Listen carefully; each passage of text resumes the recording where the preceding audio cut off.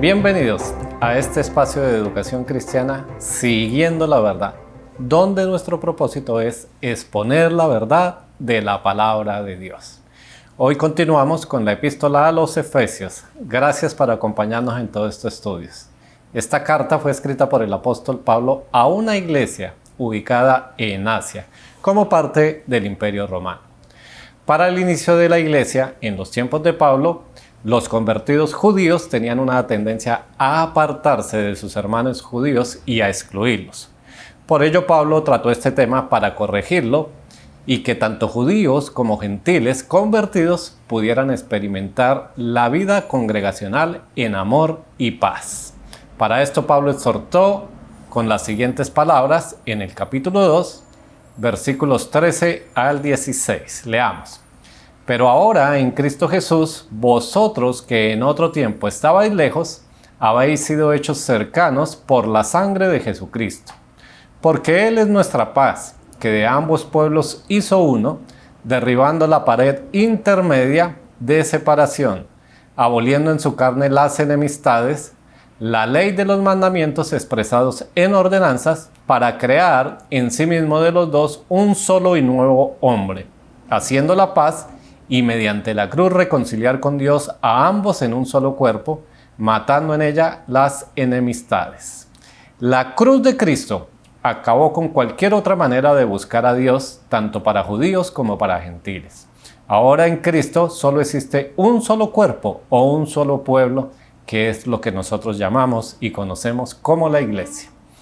En el capítulo 3, en su parte final, vemos cómo la oración ferviente del apóstol Pablo tenía por intención que los creyentes en Éfeso fueran fortalecidos espiritualmente, es decir, que pudieran conocer y entender plenamente su fe en Jesucristo. Para ello, Pablo hace una comparación del conocimiento de Cristo con una figura volumétrica muy interesante, de la cual debían conocer la anchura, la longitud, la profundidad y la altura, es decir, conocerlo en toda su plenitud. Ahora, lo que sigue a partir de este capítulo está limitado a aquellos que están unidos a Cristo. El Espíritu de Dios está hablando aquí a personas salvas. Si usted, desafortunadamente, no es cristiano, Dios no le está pidiendo que cumpla con estos mandamientos. Primero, usted debe convertirse en un hijo de Dios por medio de la fe en Jesucristo. Tiene que convertirse en un miembro de su cuerpo, que es la iglesia. Lo que sigue entonces en esta carta es para aquellos que han sido redimidos y han escuchado la palabra de verdad, el Evangelio de salvación. Con esto como introducción, hoy estaremos estudiando los versículos 1 al 6 del capítulo 4 y por título tenemos la unidad del cuerpo de Cristo. Leamos los versículos 1 y 2. Yo pues, preso en el Señor, os ruego que andéis como es digno de la vocación con que fuisteis llamados, con toda humildad y mansedumbre, soportándoos con paciencia los unos a los otros en amor. La alusión del apóstol Pablo a que él está preso por causa del Evangelio es un ejemplo de lo que es andar en dignidad de la vocación para lo cual fue llamado. Si Pablo no se sintiera digno de Jesucristo y de su sacrificio en la cruz del Calvario, hubiera negado su fe y no hubiera sido un preso digno de muerte. Además, como es un llamado, una invitación, esta se atiende voluntariamente. No tiene un carácter obligatorio. Por ello, Pablo utiliza el término vocación, lo cual es el interés que nace de lo profundo del corazón por seguir a Jesús. Entonces, ese llamado que se atiende voluntariamente nos permite conocer cada vez más el carácter de Cristo, produciendo en el creyente un resultado que se puede notar en su vida personal y también en su vida congregacional. Aparecen entonces los rasgos cristianos, tales como la humildad, la mansedumbre, la paciencia y todo eso rodeado en amor. Lo que está diciendo el apóstol Pablo es que nosotros los creyentes debemos vivir llenos del Espíritu Santo y así se verá reflejado su fruto, tal como él mismo lo expresó en Gálatas 5, 22 y 23. Paso seguido, entonces el apóstol Pablo resalta la unidad espiritual del cuerpo de Cristo, que abarca aspectos muy profundos. En la carta a los Filipenses, Pablo lo registró de la siguiente manera. Leamos Filipenses 2:2. Completad mi gozo, sintiendo lo mismo, teniendo el mismo amor, unánimes, sintiendo una misma cosa. Para el apóstol Pablo, la unidad de la iglesia en todos los aspectos es vital. Sin unidad, la iglesia desaparecería. Por ello es entendible que Satanás utilice todos los esfuerzos para introducir motivos de separación entre los creyentes. El diablo entiende perfectamente la premisa militar que dice: divide y vencerás. Tenemos este ejemplo en Hechos 6, donde allí las viudas de los griegos no eran atendidas. Allí en la iglesia naciente surge una queja, pero en realidad lo que hay detrás de esto es una posible división de la iglesia. El grupo griego contra el grupo judío que acababa de convertirse. Allí de inmediato los apóstoles, con sabiduría, nombraron hombres llenos de fe, llenos del Espíritu Santo, para que pudieran administrar entonces esta parte del trabajo. El Espíritu Santo entonces contrarrestó la división que quería Satanás. Vamos a leer entonces los versículos 3 al 6. Solícitos en guardar la unidad del Espíritu en el vínculo de la paz. Un cuerpo y un espíritu, como fuisteis también llamados en una misma esperanza de vuestra vocación. Un Señor, una fe, un bautismo, un Dios y Padre de todos, el cual es sobre todos y por todos y en todos. Pablo utiliza la palabra solícitos, indicando que no puede haber ningún tipo de negligencia o impedimento de parte del creyente en el propósito o objetivo de guardar la unidad. El apóstol, que más adelante utilizará el cuadro de un soldado para hablarnos de la armadura de Dios, al parecer utiliza esta misma figura para hablarnos de la posición durante la batalla. Es decir, mantener la unidad y no permitir grietas o divisiones por donde el enemigo pudiera entrar y hacer daño. Ahora bien, Pablo se refiere a guardar la unidad del Espíritu en el vínculo de la paz. Él está recordándoles a los creyentes en Éfeso que ahora todos pertenecen a un solo cuerpo, a la iglesia, y que las divisiones que existieran por cualquier motivo deberían terminar completamente. Por ello los llama a vivir en el vínculo de la paz. Con ello, el apóstol llama a reemplazar los conflictos entre gentiles y judíos por una convivencia amorosa y pacífica en Cristo Jesús. El Señor Jesús oró por esta unidad, como quedó registrado en el Evangelio según San Juan, capítulo 17, versículo 21. Para que todos sean uno, como tú, Padre, en mí y yo en ti, que también ellos sean uno en nosotros, para que el mundo crea que tú me enviaste. El Espíritu nos ha bautizado en un cuerpo. Recordemos que Pablo dijo en 1 Corintios 12:13 lo siguiente: porque por un solo Espíritu fuimos todos bautizados en un cuerpo, tanto judíos como griegos, tanto esclavos como libres, y a todos se nos dio a beber de un mismo Espíritu.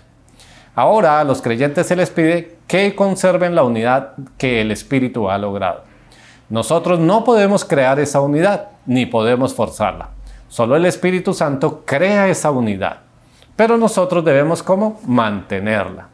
Todos los verdaderos creyentes en Cristo Jesús pertenecen a un cuerpo y tendríamos que entonces ser conscientes de que somos uno en Cristo. A continuación, el apóstol procedió a enumerar estos elementos de la unidad, que son 7. Veamos estos factores que enumera el apóstol Pablo. Primero, se refiere a un solo cuerpo. Aquí se refiere al total de creyentes, desde el día de Pentecostés hasta que Cristo recoja toda su iglesia. Romanos 12:5 apoya esta idea de la siguiente manera: así nosotros, siendo muchos, somos un cuerpo en Cristo y todos miembros los unos de otro. Seguido, Pablo nos habla de un solo espíritu. Se refiere al Espíritu Santo que bautiza a cada creyente en el cuerpo de Cristo. La obra del Espíritu consiste en unir a los creyentes en Cristo. Esta es la unidad que el creyente se le pide que conserve. Luego dice una misma esperanza de vuestra vocación o llamamiento. Se refiere entonces a la meta, al objetivo colocado frente a todos los creyentes. Ellos serán recogidos de este mundo para ser llevados a la presencia de Cristo. Este evento es llamado en Tito 2:13 la esperanza bienaventurada. Luego Pablo dice, un solo Señor, o sea, refiriéndose al Señor Jesucristo. Su señorío sobre los creyentes crea y convierte esa realidad en la unidad de la iglesia. Pablo, en quinto punto, nos habla de una sola fe. Se refiere al fundamento de la verdad, llamado en Hechos 2:42 la doctrina de los apóstoles. Cuando esta es negada, se producen entonces divisiones. Tiene que haber una base, un fundamento para que se produzca la adhesión de los creyentes, y esta base es la doctrina correcta. Luego Pablo nos habla de un solo bautismo. Se refiere al bautismo por el Espíritu Santo, que es el verdadero bautismo. El otro bautismo, que es ritual en el agua, es el símbolo del bautismo verdadero del Espíritu Santo, por lo cual los creyentes se convierten en una unidad, son hechos uno solo. Y por último y en séptimo lugar, Pablo nos habla de un solo Dios y Padre de todos. Se refiere entonces a la paternidad de Dios en cuanto a los creyentes, ya que solo hay un Padre. Él no es el Padre de los que no son creyentes. El carácter de sus hijos se recibe solo por medio de Cristo. La unidad de los creyentes produce una marcada diferencia entre los creyentes y entre los que no son creyentes. Él es el Padre de todos aquellos que le pertenecen, por haber sido ¿qué? Regenerados. En Efesios 1:3 se nos dice que Dios nos ha bendecido con toda bendición espiritual. Dios nos la ha entregado a nosotros, pero nuestra vida está aquí en la tierra. La pregunta sería, ¿hemos tomado posesión de aquellas bendiciones espirituales? A los israelitas se les había prometido una tierra, pero para ellos se trataba de una tierra allá en el futuro, hasta que pudieron colocar los pies sobre ella. A Josué se le dijo algo que quedó registrado precisamente en su libro, capítulo 1, versículo 3. Yo os he entregado, tal como lo dije a Moisés, todos los lugares que pisen la planta de vuestros pies. En otras palabras, Dios les dijo que la tierra era de ellos, pero solo la disfrutarían cuando tomaran posesión de ella.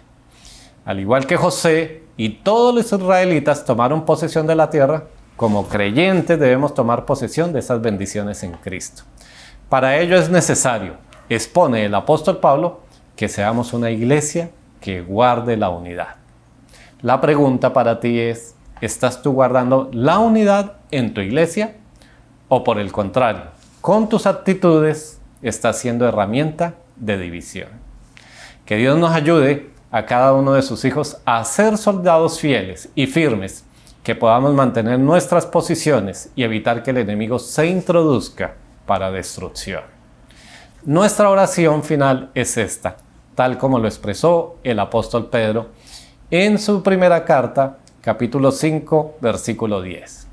Que el Señor nos perfeccione, nos afirme, nos fortalezca y nos establezca. Que el Señor les bendiga.